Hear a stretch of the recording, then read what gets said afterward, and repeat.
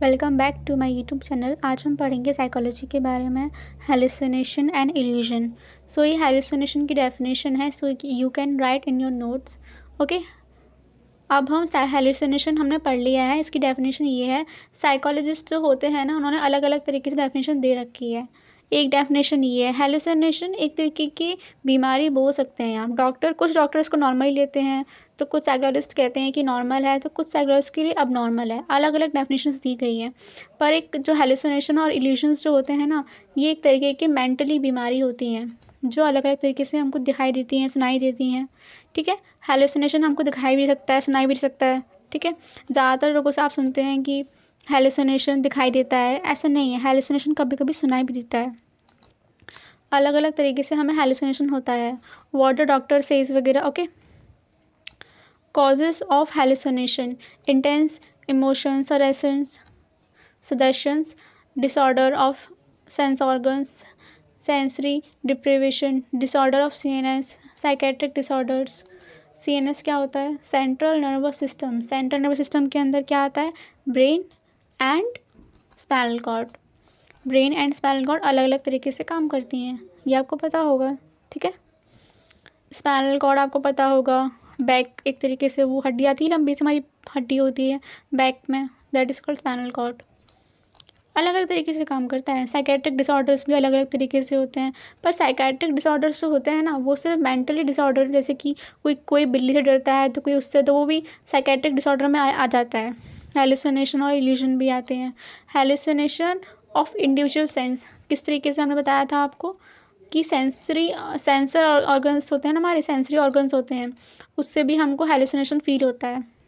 Hearing, आपको सुन लेते हैं तो आपको हेलुसिनेशन होता है। विजन्स, कभी कभी कुछ आप देखते हैं तो उससे आपको हेलुसिनेशन हो जाता है। तीसरा है आपका स्मेल, जो कभी कभी हम कुछ सूंघते हैं तो हमको लगता है अरे ये तो वो है, लेकिन निकलता कुछ और है, that is called hallucination. Smell से भी हो जाता है, टेस्ट से भी होता है, टच से भी होता है, pain and deep sensation. Okay, the sense of presence, देखिए जैसे कि आप किसी को देख रहे हो तो आपको एक प्रेजेंस होता है माइंड में, कोई प्रेजेंस है यहाँ पे, कोई प्रेजेंट है यहाँ पे। प्रेजेंस का मतलब कोई चीज़ प्रेजेंट है यहाँ पे, तो आपको सेंस लगाना पड़ता है कि यार ये कोई प्रेजेंट है, तो मतलब आप रिलेशन करने लग जाते हो एक तरीके से, that is called hallucination. Hallucination बहुत अलग अलग तरीके से होती है, पर इसके कारण बता दिए मैंने आपको। इसके टाइप्स भी होते हैं, टाइप्स ऑफ हेलुसिनेशन भी होते हैं। ठीक है, हेलुसिनेशन ऑफ इंडिविजुअल सेंस, ये हमारा टॉपिक खत्म हो चुका है। अब हम नेक्स्ट टॉपिक पे बढ़ते हैं ताकि आपको समझ में आए। टाइप्स ऑफ हेलुसिनेशंस: ऑडिटरी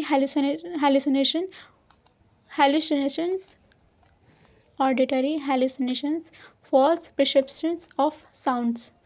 ठीक है, फॉल्स परसेप्शंस ऑफ साउंड्स किस लिए होता है ये?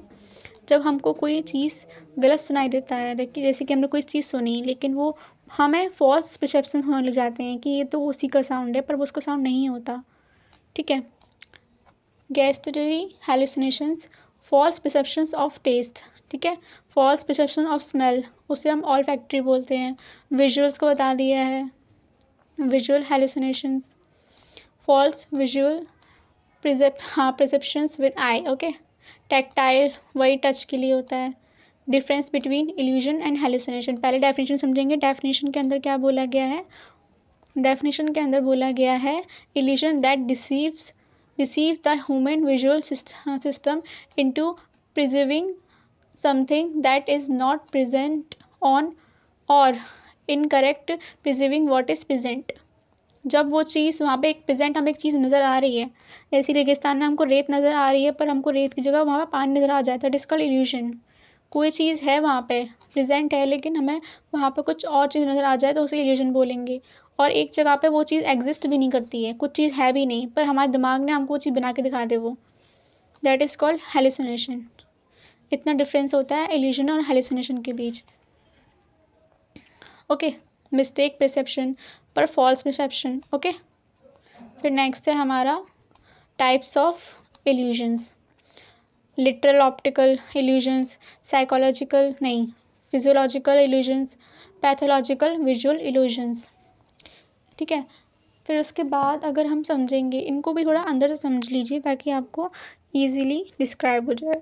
डिस्क्राइब करने के लिए हम पहले लिटरल ऑप्टिकल इल्यूजन्स को समझेंगे। Create images that are different from the images. Okay, पहले हम समझेंगे। देखिए इसके अंदर क्या बताया गया है, आपको क्या दिख रहा है इसके अंदर?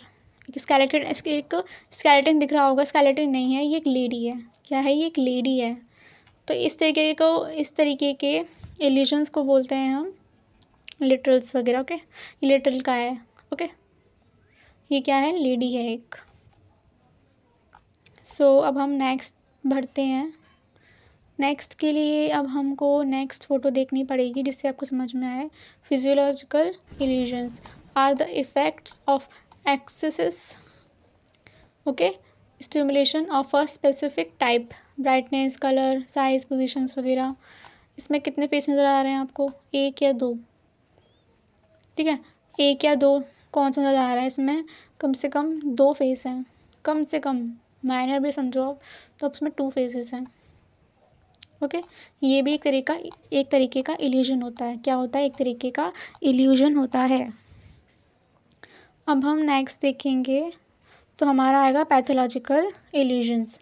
Pathological visual illusions arises from a pathological exacerbations. Okay, exacerbations in physiological visual perceptions।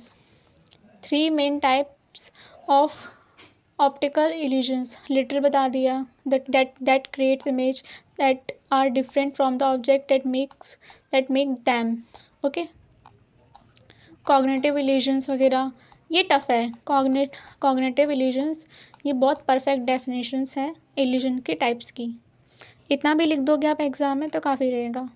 यह है पैवलव की theory, most important topic of the psychology.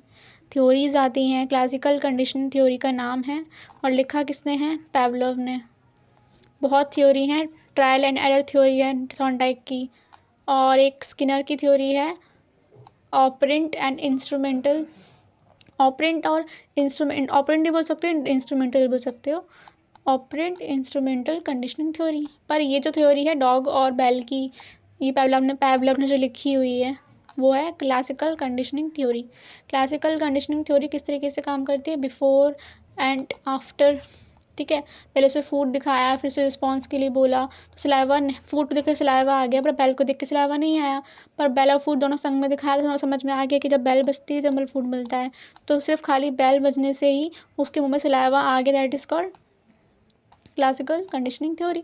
कि वहाँ पे उसको बेल बजने पर भी सलाइवा आ जाए, that is called classical conditioning theory. इसके अंदर ये बताया गया है कि बेल बजने पर भी उसके मुँह में सलाइवा आ रहा है। स्टिमुलस का मतलब होता है उद्दीपक।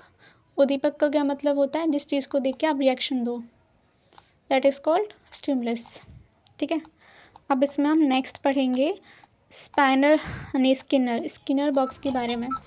स्किनर ने अपनी डेफिनेशन दी थी ऑपरेंट कंडीशनिंग थ्योरी। ऑपरेंट भी बोल सकते हैं और इंस्ट्रूमेंटल भी बोल सकते हैं। ओके, फिर इसके अंदर हम देखेंगे एक बॉक्स बना हुआ है जिसमें एक रैट है। ये क्या है? रैट है। फिर इसके बाद लीवर है, इसके अंदर इलेक्ट्रिक ग्रिड है,